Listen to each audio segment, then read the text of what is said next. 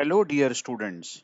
From this video onwards, let us see queue data structure, but we are going to build queue using array.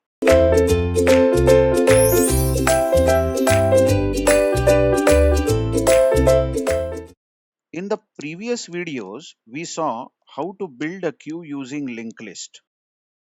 And we saw two types of queues, linear queue using linked list and circular queue using linked list.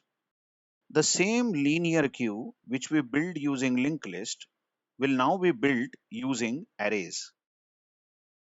As you all know, queue is FIFO data structure, first in, first out, because whatever you insert first is always deleted first. All these definitions you are very comfortable with. Let's straight away see how a queue looks like when you implement it using array. Now you can think of a queue like this. Let's say that we have an array of fixed size. Obviously, array always has fixed size. Let us say the size of the array is 5 elements. And indexes are 0, obviously it starts with 0, goes up to 4. Let's name the array as A. And along with this, we have two integer counters. Check my words. We have two integer counters, front and rear. Now this entire unit, this collection, which is array of fixed size and two integer counters, make up a queue.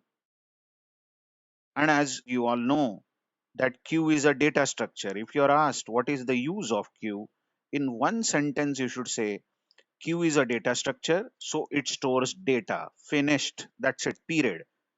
Queue is meant for storing data. That's it.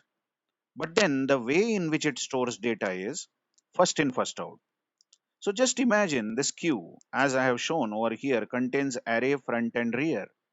Now you watch that front is a counter which will always give us the index or the position of the frontmost element in this queue, and rear, as the name suggests, will give us the index or the position of the last element in the queue.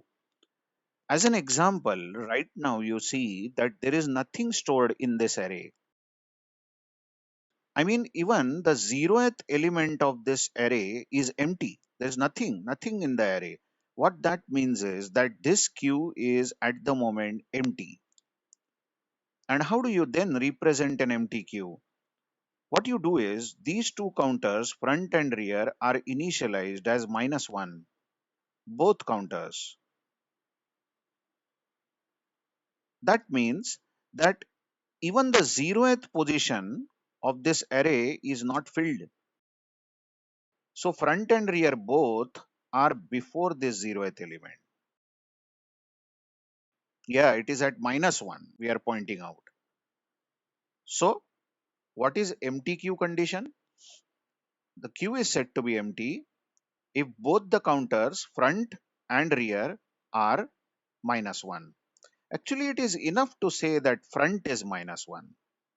Come on, you tell me, if front is -1, what do you understand? That there is nobody standing in the front of the queue, isn't it? So if there is no one standing at the front, then the queue doesn't exist. I mean, the queue is empty. Now just imagine that this queue contains three values: 10, 20, 30. And the values were inserted in that order. First we inserted 10, then we inserted 20, then we inserted 30. Now the situation is that front counter and rear counter won't be -1, obviously. So who is the front person? 10. But where is it stored? At place 0. Check how front does not give us the value stored. It gives us the index of the frontmost element. And a rear element over here is 30. But what is its location? Its location is 2. Hence we say that the queue is having front equal to 0, rear equal to 0, and that's the elements stored in the queue. Okay. What if new person joins this queue? What do you think? If it's a queue, where will the new person go and stand? Obviously, the new person will go and stand behind the person currently standing at rear place. So currently the person standing at rear place element is 30. And if 40 is joining this queue, if 40 joins the queue, then 40 must stand behind 30, isn't it? So 40 is claiming that I have joined last, I will be the rear. Then rear counter can't be 2 anymore, isn't it? Rear should become 3. Because now the end of the queue, rather the rear element of the queue, as you can see, is at third place. What if one more element joins this queue? Check that rear is 3 now. What if 50 wants to join this queue?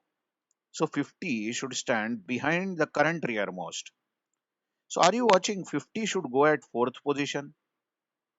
What that means is rear will now become 4. Come on, because 50 is the new value and it has gone at the rear place.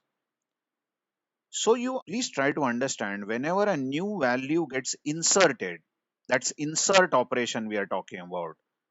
Insert operation, then rear always increases by 1 because new element will go at the rearmost place. Isn't it so? See something more interesting about this array implementation. Currently front is 0 and rear is 4. And are you watching that the array is full? I mean, now if 60 wants to join this queue, there is no place for 60 and 60 will be rejected because there is no place, and there will be an error shown by insert function. Insert operation is not going to welcome 60. It's going to give an error, queue overflow. This is overflow error when all the elements allotted for the array are already storing the values. Okay, now think of this queue again. It is storing 10, 20, 30, 40, 50, isn't it? And watch the counters. Counters we have is front is 0 and rear is 4. Now imagine we want to delete a value. That's the operation, delete operation. We want to delete a value. Who should get deleted first? Necessarily that person should get deleted first who has entered the queue first. So in all this scenario, 10 should come out first, isn't it? 10. That should get deleted from the queue. So what we would do if we are deleting 10, it is very easy to see that 20 should become the frontmost, or rather 20 should head the queue. So we do a simple updation over here.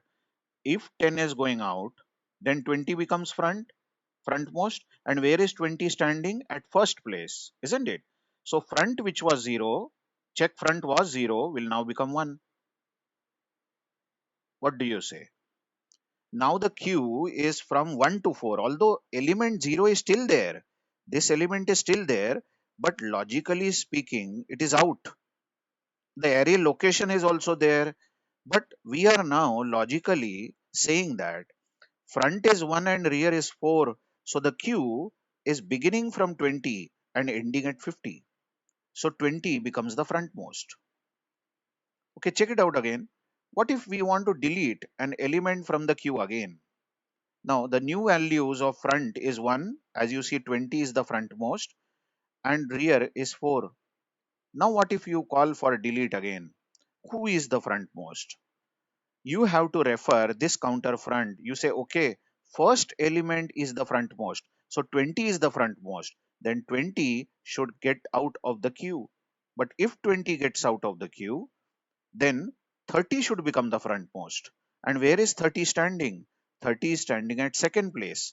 So front should become 2. What did you observe? Every delete operation, whenever you delete an element, front increases by 1. This is what delete is going to do. It's going to say, okay, you're standing at front, you're going out, then whoever is standing behind you will become the new front. So front plus plus will be done. Summary is every insert increases rear and every delete increases front. This is in general how the linear queue using array is implemented. When we come back in the next video, we will see the implementation as written on the left over there. By the way, a few definitions have been written. You can pause the video and check these definitions. But I think using these pictures, these diagrams, you have very well understood what is that we are going to do. Thank you very much.